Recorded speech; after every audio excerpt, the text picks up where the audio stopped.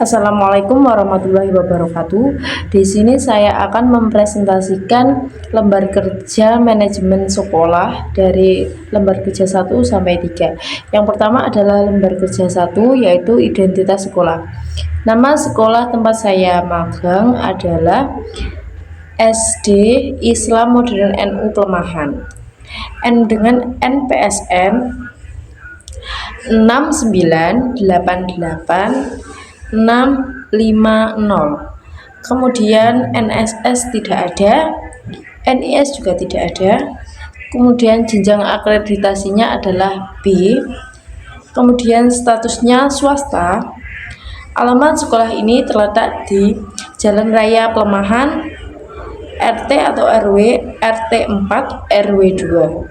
Kemudian Kelurahan Pelemahan, Kecamatan Pelemahan, Kabupaten Kediri, Provinsi Jawa Timur. Kode pos 64155. Kemudian nomor telepon 035 445211175 dengan link Google Map yang tertera pada LK. Kemudian secara berdirinya SDI Modern NU. SDI Modern NU Pelemahan ini dibangun pada hari Selasa Wage tanggal 31 Mei 2011 dengan peletakan batu pertama oleh Bupati Kediri Dr. Haji Haryati Sutrisno dan diresmikan pada tanggal 25 Mei tahun 2014 oleh PCNU Kabupaten Kediri Bapak Kiai Haji Sulaiman Lubis. Pengerjaan sekolah ini sampai diresmikan adalah 3 tahun 5 bulan. Kemudian dengan panitia Ketua Dr. Andes Rofiai, kemudian Sekretaris Bapak Ansori, Bendahara Bapak Fahrudin, kemudian pelaksana Bapak Acis. Kemudian yang kedua, panitia kedua oleh PAJ Muslimat NU. Kemudian panitia ketiga MWC dan Muslimat. Sampai kemudian ada LK2, yaitu struktur organisasi di SDI Modern NU Pelemahan tahun pembelajaran 2023-2024. Ketua yayasannya adalah Bapak Dr. Andes Muhammad Rois, Magister Agama. Kemudian kepala sekolahnya adalah Ibu Munawaroh, Sarjana Ekonomi, Sarjana Pendidikan. Kemudian komite sekolah adalah Bapak Khairul Anwar. Kemudian bendahara sekolah adalah Ibu Nini Aulia Putri, Sarjana Ekonomi. Kemudian bendahara BOS adalah Bapak Muhammad Bahrul Munir, Sarjana Pendidikan, Magister Pendidikan. Kemudian wakil kepala sekolah yaitu Ibu Lainliatul Khofiyah, Sarjana Pendidikan Sekolah Dasar. Koordinator Kesiswaan Rudi Lukman Hakim, Sarjana Pendidikan. Kemudian tata usaha ada Ibu Nuratul Azizah, Sarjana Hukum. Guru kelas 1 ada 2, yaitu kelas 1A Ibu Lulu Nur Laila, Sarjana Pendidikan. Kemudian kelas 1B Ibu Fadila Rizki Aisyah, Sarjana Agama. Kemudian guru kelas 2, kelas 2A ada Ibu Nila Dwi Pangestuti, Sarjana Pendidikan. Kemudian kelas 2B ada Ibu Ilya Muhamirotul F, Sarjana Agama, Sarjana Pendidikan. Kemudian ada guru kelas 3, yaitu yang pertama kelas 3A yaitu Ma'rifatul Jannah, Sarjana Pendidikan. Kemudian kelas 3B adalah Ibu Munifatul Khairah. Kemudian guru kelas 4, yang pertama guru kelas 4A yaitu Ibu Erik Trisnawati, Sarjana Pendidikan. Kemudian kelas 4B yaitu Ibu Siti Kurniawati, Sarjana Pendidikan. Kemudian guru kelas 5A adalah Ibu Mar'atul Azizah, Sarjana Syariah, Sarjana Pendidikan. Kemudian guru kelas 5B Hidayah Erma Husniah, sarjana pendidikan. Kemudian guru kelas 6A Eva Nur Hasanah, sarjana pendidikan. Kemudian kelas 6B adalah Bapak Rudi Lukman Hakim, sarjana pendidikan. Kemudian kelas 6C Ibu Lailiatul Khofia, sarjana pendidikan sekolah dasar.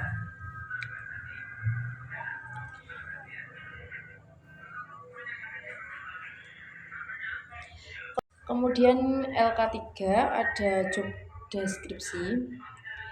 Yang pertama ada Bapak Dr. Andes Muhammad Rois, Magister Agama dengan jabatan Ketua Yayasan. Deskripsi tugasnya adalah bertanggung jawab kepada pendiri atau pembina, memimpin jalannya kegiatan yang diadakan oleh yayasan sesuai dengan ketentuan anggaran dasar, anggaran rumah tangga, peraturan yayasan, dan peraturan perundang-undangan yang berlaku. Kemudian melakukan perencanaan seluruh kegiatan merupakan program kerja yayasan dan rencana anggaran tahunan. Kemudian memimpin dan melakukan koordinasi seluruh anggota pengurus dan melaksanakan kegiatan yayasan dalam pelaksanaan program kerja yayasan. Kemudian memimpin rapat pleno dan rapat lainnya sesuai dengan anggaran dasar yayasan. Kemudian memimpin seluruh anggota pengurus dalam menjalankan keputusan-keputusan rapat. Kemudian bertanggung jawab untuk mencari sumber pendanaan yayasan bersama dengan tim manajemen. Kemudian bertanggung jawab terhadap pelaksanaan, monitoring, dan mengevaluasi kinerja pengurus dan pelaksanaan kegiatan yayasan. Memberikan laporan dan keterangan kepada pembina yayasan secara berkala dan sewaktu-waktu bila diperlukan. Kemudian melaksanakan kebijakan organisasi baik internal maupun eksternal secara umum. Kemudian melaporkan pertanggungjawaban tahunan pada saat melakukan rapat ketua yayasan. Melaporkan pertanggungjawaban tahunan pada saat melakukan rapat tahunan yayasan. Kemudian mengkoordinir dan mengatur pembagian tugas pengurus sesuai dengan bidangnya. Kemudian memimpin pelaksanaan kebijakan pengurus, memberikan penjelasan tentang segala hal yang ditanyakan oleh pengawas, menjaga keuntungan dan keseimbangan yayasan, memiliki yayasan dalam berurusan dengan pihak ketiga, bersama sekretaris untuk menandatangani surat-surat resmi yang dikeluarkan oleh yayasan baik yang bersifat internal maupun yang berhubungan dengan pihak eksternal. Kemudian yang kedua adalah Ibu Munawaroh, sarjana ekonomi, sarjana pendidikan, yang bertindak sebagai kepala sekolah. Tugasnya adalah kepala sekolah berperan sebagai leader atau pemimpin suatu sekolah tersebut. Kemudian bertanggung jawab terhadap tata tertib pembelajaran, bertanggung jawab terhadap administrasi sekolah, bertanggung jawab terhadap keuangan sekolah, dan bertanggung jawab terhadap proses pembelajaran di sekolah. Kemudian yang ketiga ada Khairul Anwar sebagai komite sekolah, memberikan pertimbangan dalam penentuan dan pelaksanaan kebijakan pendidikan seperti kebijakan program sekolah, RKAS, mengenai fasilitas pendidikan sekolah, dan sebagainya. Kemudian menggalang dana dan sumber daya pendidikan lainnya dari masyarakat baik perorangan maupun organisasi, dunia usaha, dunia industri maupun pemangku kepentingan lainnya. Kemudian mengawasi pelayanan pendidikan di sekolah sesuai dengan ketentuan peraturan perundang-undangan. Kemudian yang terakhir, menindaklanjuti keluhan, saran, kritik, dan aspirasi dari peserta didik, orang tua atau wali murid, dan juga masyarakat serta hasil pengamatan komite sekolah atas kinerja sekolah. Kemudian yang keempat ada Ibu Nini Aulia Putri, sarjana ekonomi sebagai bendahara sekolah.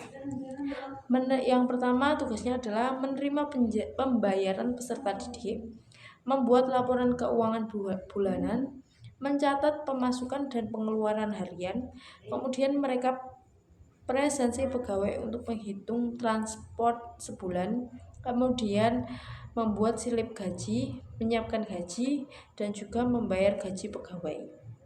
Kemudian yang kelima ada Bapak Muhammad Bahrul Munir, sarjana pendidikan, magister pendidikan, bendahara sebagai bendahara BOS. Memiliki legalitas, tugasnya adalah memiliki legalitas sebagai bendahara BOS, melakukan perencanaan kegiatan anggaran, mengajukan pengesahan, mencetak RKAS, kemudian melakukan pembukuan kas umum, melakukan sinkron, melakukan pemantauan laporan bertahap. Kemudian yang keenam ada Ibu Lailiatul Khofiyah, sarjana pendidikan sekolah dasar sebagai wakil kepala sekolah. Tugasnya adalah yang pertama membantu administrasi kepala sekolah dalam menyusun program kerja tahunan, kemudian menjabarkan kalender akademik dan disesuaikan dengan lembaga. Kemudian yang ketiga, membantu kepala sekolah menyusun pembagian tugas guru.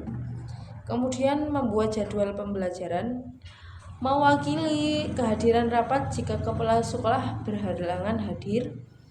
Kemudian membantu kepala sekolah mengkoordinasi dalam hal kebersihan, ketertiban, keindahan, dan juga keamanan sekolah. Kemudian ada membantu kepala sekolah membuat perencanaan kebutuhan sarana dan prasarana dan mengkoordinasikan pemeliharaannya. Kemudian yang terakhir adalah memberikan peringatan kepada penjaga kebersihan jika kebersihan sekolah masih ada kekurangan. Kemudian yang ketujuh ada Bapak Rudi Lukman Hakim, sarjana pendidikan sebagai koordinator kesiswaan. Job deskripsinya adalah mengkondisikan kegiatan peserta didik saat awal masuk ke sekolah sampai saat pulang. Kemudian mengkondisikan kegiatan ekstrakurikuler di hari Sabtu. Mengkoordinasikan semua kegiatan sekolah yang sudah menjadi program dengan cara mengingatkan penanggung jawab kegiatan atau program dan mendampingi kegiatan tersebut.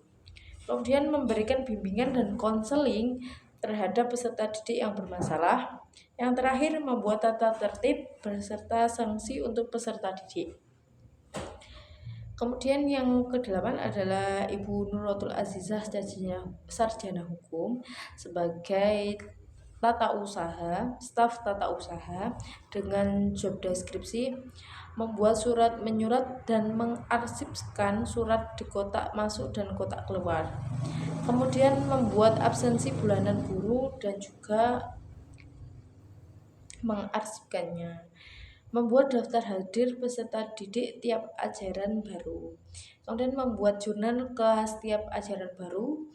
Membuat absensi kehadiran guru tiap ajaran baru, membuat absensi rapat per tahun ajaran baru, mengecek keadaan komputer dan print, menjaga kerapihan dan kebersihan area tata usaha, membuat absensi rapat guru ekstra per tahun ajaran baru, meminta tanda tangan guru ekstra saat berlangsung, memperbaiki struktur organisasi, mengantar berkas baik di Korwil atau ke dinas kabupaten jika diperlukan atau dibutuhkan.